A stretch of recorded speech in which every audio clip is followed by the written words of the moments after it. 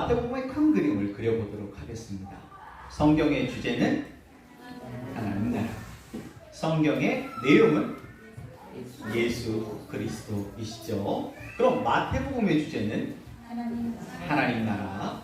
마태복음의 내용은 왕으로 오신 예수 그리스도이십니다. 그럼 예수님은 왜 왕으로 오셨습니까? 하나님 나라 건설 때문입니다. 마태복음은 총 몇 장까지 있습니까? 28장까지 있습니다. 마태복음의 핵심 구절은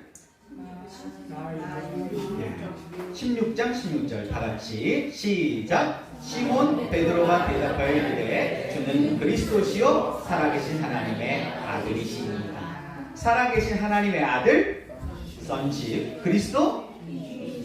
훌륭하십니다. 네, 마태복음은 크게 세 부분으로 나눠져 있습니다. 1장부터 10장 새 왕국 건설 이야기, 11장부터 20장 왕국 충돌 이야기, 21장부터 28장 왕의 순환과 승리 이야기.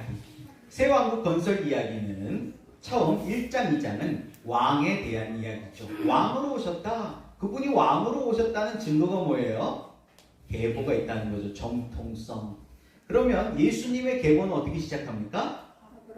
아브라함과 다윗의 자손 예수 그리스도의 계보라. 아브라함 선식, 씨, DNA 하나님의 형상, 씨의 대표고, 다윗 통치권, 왕권, 영향력, 킹십의 대표라고 할 수 있죠. 그리고 3장에서는 예수님의 대관식 장면이 나옵니다. 예수님은 이 땅 나라의 왕이 아니라 하나님 나라의 왕으로 오셨기 때문에 대관식이 남달랐습니다.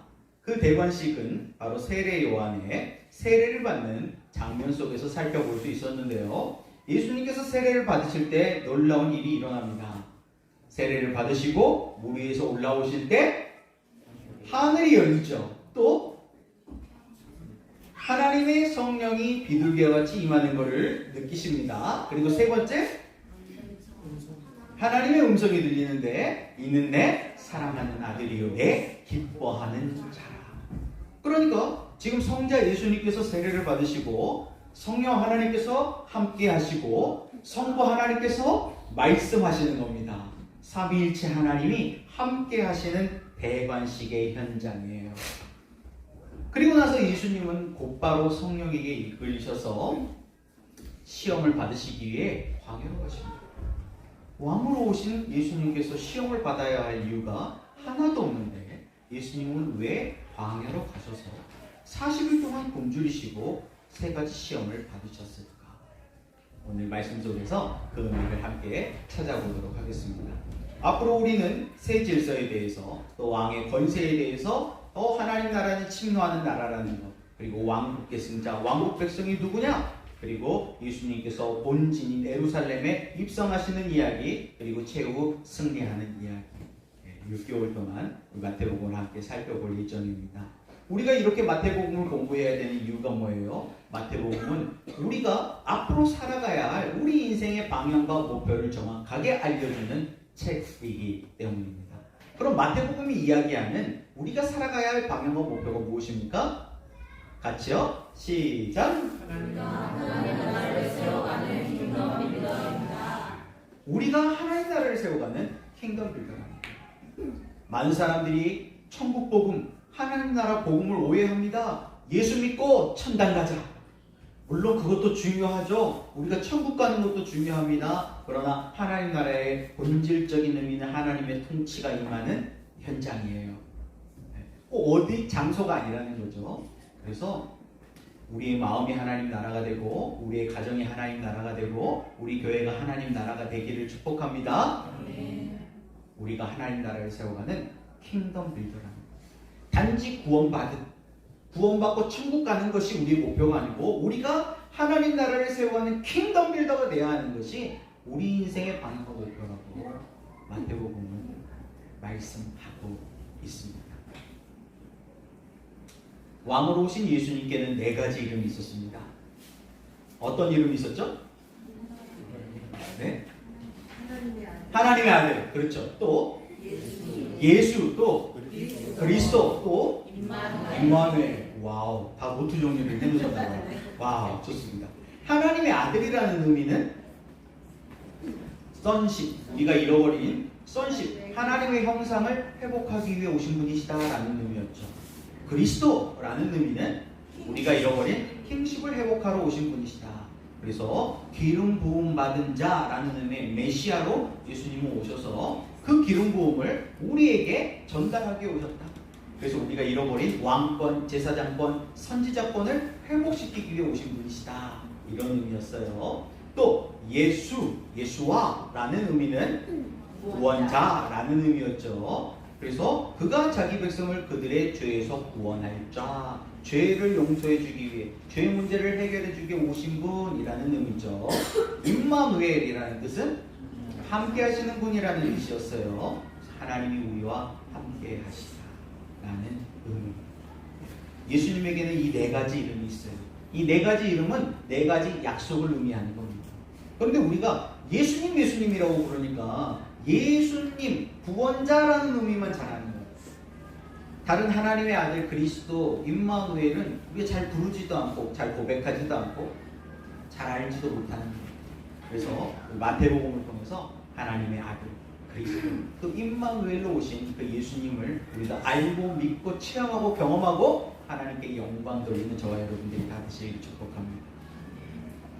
왕으로 오신 예수님을 기다렸던 네 가지 부류의 사람들이 있었습니다. 첫 번째는 헤롯 왕과 같은 부류였죠. 이 부류는 대적자 그룹에 속합니다. 이들은 자기의 이권, 자기의 기득권 때문에 예수도 팔아먹는 정도가 아니고 죽이려고 하는 배신자, 대적자들입니다. 두 번째는 대제사장들과 서기관들. 대제사장들, 사두개파와 바리새파. 이 사람들은 종교인들이었어요.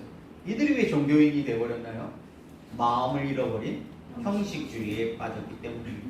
이들이 처음부터 이랬던 사람들이 아니에요. 누구보다 마음이 뜨거웠던 사람들입니다. 그런데 왜 그렇게 됐어요? 욕심 때문이었습니다. 욕심이 잉태한 즉 죄를 낳아요. 근데 이 죄가 누룩처럼 점점 성장해요. 그래서 죄가 장성했네요. 그랬더니 어떻게 됐어요? 사망. 이 사망이란 말은 심판이라는 의미죠. 심판의 대상이 되었다는 거예요. 탐심 때문에 말이에요. 처음 욕심이 생길 때 그것을 빨리 뽑아버렸어야 되는데 이걸 내버려뒀더니 이 탐심이 마음을 완전히 장악해요. 그래서 마음을 잃어버린 형식적인 종교인이 되어버린 것이죠. 우리가 경계해야 할 대목입니다. 특별히 교회를 오래 다닌 사람들은 더 경계해야 돼요. 특별히 어느 위치에 있는 저와 같은 사람들이 경계해야 될 대목입니다. 우리 교회는요, 소속되어 있는 소속이 대한예수교 장로회입니다. 예수교 장로회예요. 예수교, 예수를 믿는 사람들이라는 뜻이에요.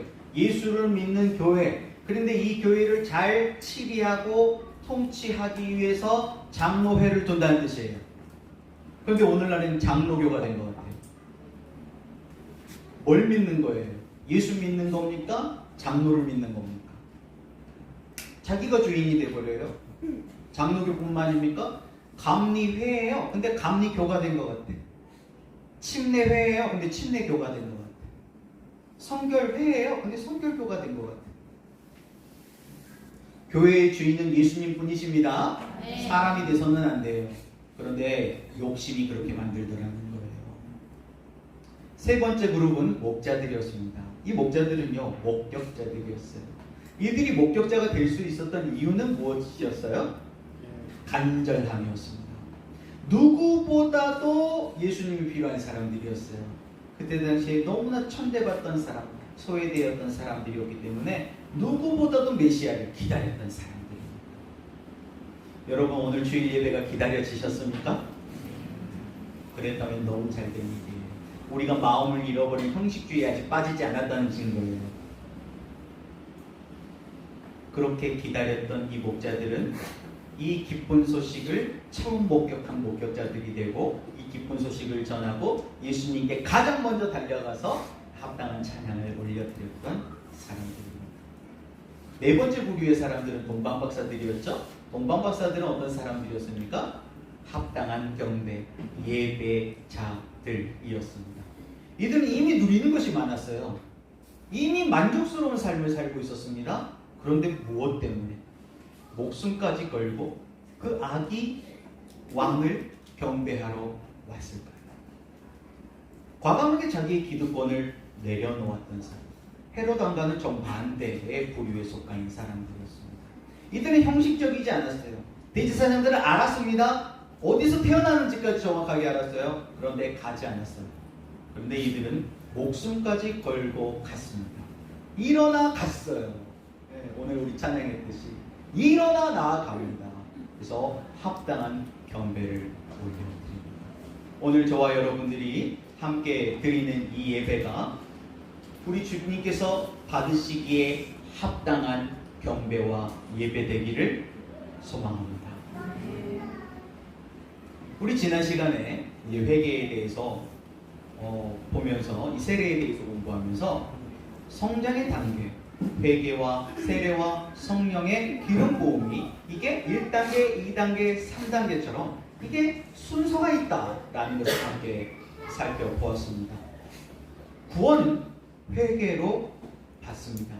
믿음으로 받는다는 뜻이죠. 그래서 영접하는 자, 꼭 그 이름을 믿는 자들에게는 하나님의 자녀가 되는 권세를 주십니다. 그러나 우리가 예수님을 영접하고 예수님을 믿는 이 회개로 구원을 얻지만 성장은 세례를 통해서 우리가 이제 출애굽기를 다 공부했기 때문에 세례의 의미에 대해서 너무나 잘 알고 있습니다. 세례는 훈련이에요. 광야 훈련. 우리가 이걸 공부했죠. 나는 교회 다닌다. 그런데 훈련은 안 받는다. 그럼 나는 1단계가 좋다는 거예요. 여기가 좋다. 나는 1단계 유치한 어린아이 수준으로 살 거예요. 교회를 10년 다니고 20년 다니고 30년 다니는 게 뭐가 중요합니까? 훈련받지 않으면요 계속 1단계 수준이에요. 여러분 훈련을 받으시길 바랍니다. 제가 막 억지로 시킬 텐데 자원에서 하면은 더 좋잖아요. 그런 피드백들이 있더라고요. 우리 목사님은 항상 뭘 시킬 생각만 하고 계십니다. 제 역할이 그런 역할이에요. 어떻게든지 우리 빛고울 소망교회 성도들을 훈련시켜가지고 유치한 어린아이 수준이 아니고 청년 수준, 장년 수준, 그리스도의 장성한 분량에 이르기까지 할까? 이 고민이에요. 이렇게 훈련받으면 성장합니다. 이렇게 훈련받은 사람들에게 기름 부어주세요. 웨이리의 소재로 얘기하면 고온가드로 그 성품이 준비된 사람들에게 기름을 안팎으로 부어주신다는 거예요. 내면의 성숙 그리고 외적 기름 부음은 사역의 길도 열어주신다는 것이죠. 이렇게 성숙해지는 거예요. 그래서 우리가 회개한다. 그럴 때 중요한 게 후회하지 말고 회개하자는 거였죠. 후회가 아닌 회개해야 합니다. 방향을 바꿔야 돼요. 뭐라도 시작해야 돼요. 세례는 세 가지 결단이었어요. 세 가지 결단. 고집을 버려야 됩니다. 고집을 내려놓고 이제 결단해야 돼요. 훈련받기를 결단하시길 바랍니다. 아직 15분 성경 읽기 못 시작하신 분들은 오늘부터 시작하세요. 여러분 제가 한 번도 올해 성경 일독하자 말 안 했어요. 일독이 우리 목표 아닙니다. 일독 장기적인 목표를 세우면 처음 시작하는 사람이 어려워요. 단기 목표를 세우시기 바랍니다. 성경은 한 권이지만 66권이에요. 66권 중에 나는 몇 % 이상 읽겠다. 이렇게 정하면 돼요. 이미 창세기 출애굽기 다 끝나버렸어요. 창세기 출애굽기부터 다시 시작해서 따라오려면 어려워요. 2권은 가랑하게 버려요. 66권 중에 2권이니까. 레이기부터 시작하는 거예요. 아직 마음의 준비가 안 되셨다면 곧 레이기도 끝납니다. 레이기가 딱 어렵거든요. 재미없는 레이기 곧 끝나니까 조금 더 기다리셨다가 민수기부터 시작해요. 근데 근데 이제 구약이 너무 어렵다. 그럼 좀 많이 기다리셔야 되는데 한 10월쯤 가면은 마태복음부터 이제 또 신약부터 시작할 수가 있어요. 네. 그렇게 시작하는 것이죠. 반가운 소식은요. 성경 66권 중에 한 40권 정도는 두꺼워요. 그런데 한 20권은요. 한 장짜리, 두 장짜리, 세 장짜리 엄청 많아요. 그러니까 좀 잔머리를 쓰면 66권 중에 나는 한 20권만 읽을란다. 그러면은 하루에 한 절, 두 절씩만 읽어도 20권 정도는 읽을 수 있습니다. 내게 맞는 레벨로 내가 정하는 거예요. 누구랑 비교하지 마세요. 하나님과 나 사이의 약속입니다.